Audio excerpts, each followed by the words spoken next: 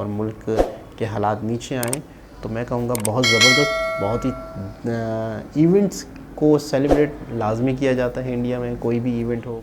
अस्सलाम वालेकुम, नमस्ते, सत श्री अकाल। उम्मीद करता हूँ ठीक होंगे, खुश होंगे। दोस्तों जहाँ रहें खुश रहें, माँ बाप का ख्याल करें, क्योंकि माँ बाप हैं तो सभी कुछ है।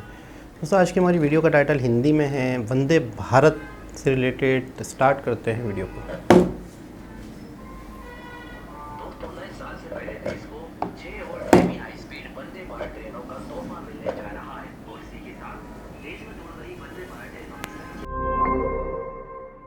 दोस्तों नए साल से पहले देश को 6 और semi high speed Vande Bharat ट्रेनों का तोहफा मिलने जा रहा है और इसी के साथ देश में दौड़ रही वंदे भारत ट्रेनों की संख्या 41 होने वाली है।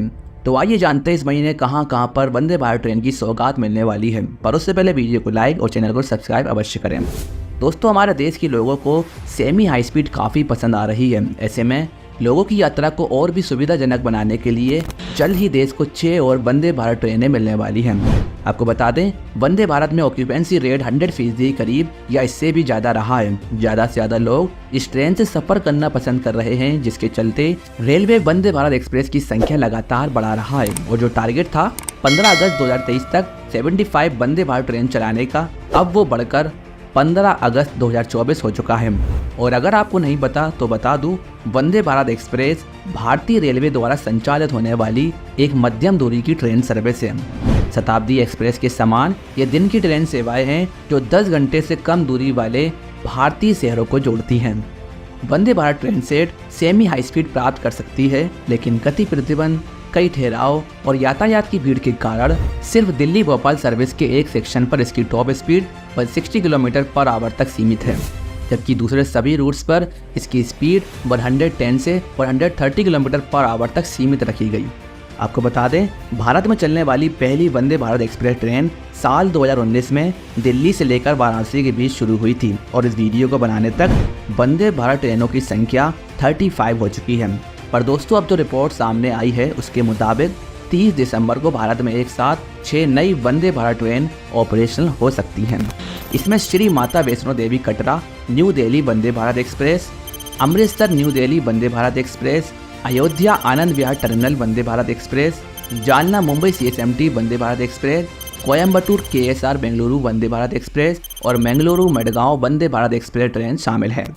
इसमें पहली ट्रेन श्री माता वैष्णो देवी कटरा से नई दिल्ली के बीच करीब 655 किलोमीटर की दूरी कवर करेगी। दूसरी वंदे भारत ट्रेन पंजाब में अमृतसर से शुरू होकर जालंधर, लुधियाना और अंबाला होते हुए दिल्ली तक 448 किलोमीटर की दूरी कवर करेगी। तीसरी ट्रेन आनंद विहार, लखनऊ और अयोध्या के बीच चलाई जाएगी। चौथी ट्रेन महाराष्ट्र में जालना से लेकर मुंबई CSMT तक चलाई जाएगी। पांचवी ट्रेन कोयम्बटूर जंक्शन से शुरू होकर KSR बेंगलुरु सिटी जंक्शन तक रन करेगी और आखिरी ट्रेन बेंगलुरु सेंट्रल से शुरू होकर मडगांव जंक्शन के बीच चलाई जाएगी। दोस्तों ये सभी भारत की नई वंदे भारत एक्सप्रेस ट्रेन हैं जिन्हें PM मोदी द्वारा हरी झंडी दिखाई जाएगी। इन सभी ट्रेनों में आपको onboard wifi, infotainment system, automatic door, smoke alarm, electric outlet जैसी फैसिलिटी मिलेगी।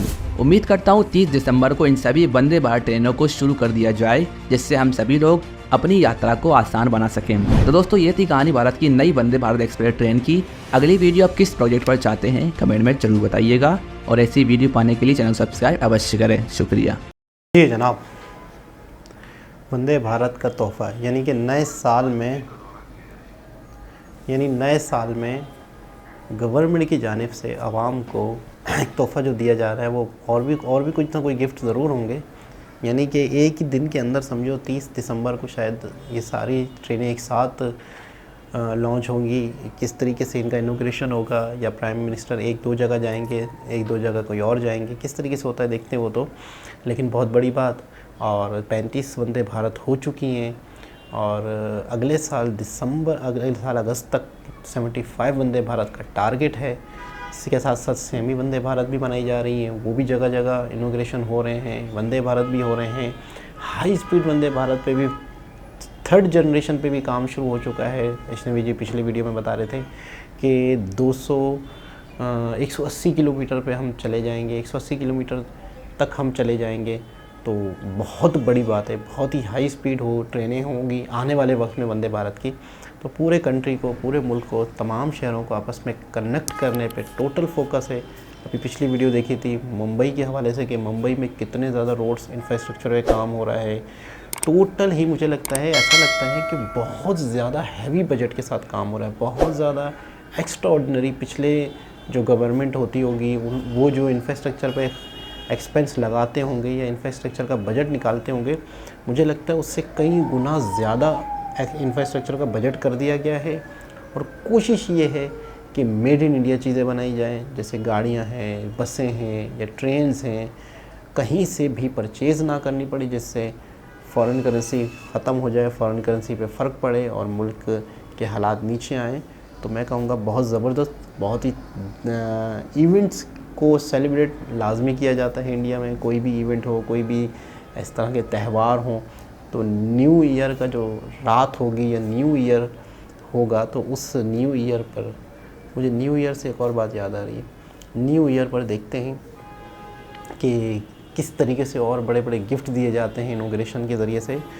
और एक बुर्ज खलीफा पे न्यू ईयर पे लाइटिंग होती है, तो क्या वो न्यू ईयर पे होती है या 14 अगस्त या 15 अगस्त को होती है? तो न्यू ईयर पे भी मेरे ख्याल में शायद इंडिया का जो फ्लैग होता है वो लगाया जाता है, या वैसे नॉर्मल लाइटिंग होती है। अब ये मुझे सही याद नहीं आ रहा। 14 अगस्त और 15 अगस्त का तो जो फ्लैग की जो लाइटिंग होती है वो तो मुझे याद आ रही है। इस मरतबा पाकिस्तानी फ़्लैग की लाइटिंग बहुत ज़्यादा कर दी गई थी, बहुत ज़्यादा पाकिस्तानियों को अप्रिशिएट किया गया था। यूएई में बुर्ज खलीफा की जो लाइटिंग हुई थी पाकिस्तानी झंडे की, तो वहाँ के जो लोग थे वो देख के खुश हो गए थे। समझ गए होंगे मेरी बात आप। इस मरतबा पाकिस्तानियों को बहुत ज़्यादा निराश होना पड़ा था कि वहाँ लाइटिंग ही नहीं हुई थी। तो देखते हैं इस न्यू ईयर पर और किस तरीके से हम और मज़ीद चीज़ों की इनॉग्रेशन देखते हैं। दोबारा किसी और वीडियो के साथ आपसे मुलाकात होगी। जब तक के लिए अल्लाह हाफ़िज़।